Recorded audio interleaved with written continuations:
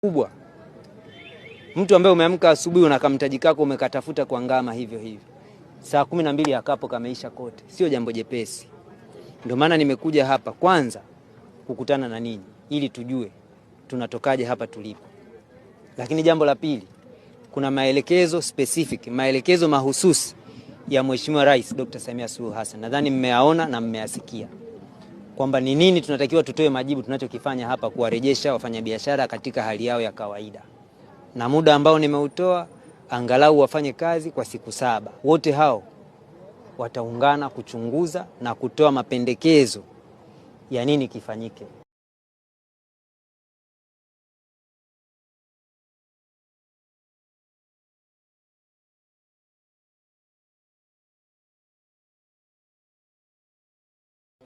Mimi nikiwa ndiye mkuu wenu wa wilaya, hakuna sababu wala nia ya aina yoyote kumchomea biashara mwananchi kwa sababu tu ya kuachia eneo.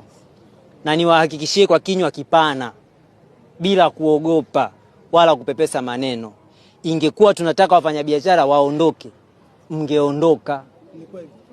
Yaani hauwezi ukakuwa na roho mbaya, roho ya kinyama, mimi mkuu wa wilaya eti niko hapa kuchoma ndio uondoke. Mpaka kufikia hii hatua kuacha ili eneo kwa ajili ya mradi, hakuna aliyekataa mradi. Ndio tulivutana sana, lakini hakuna aliyekataa mradi. Lakini mwisho wa siku tumekubali mradi, na kikao cha mwisho tumekaa kama wiki 3 kama sio mwezi nyuma.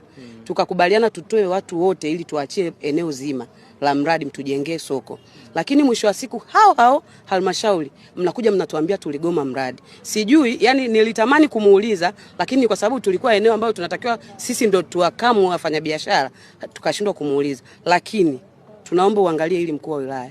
Waanga walioungua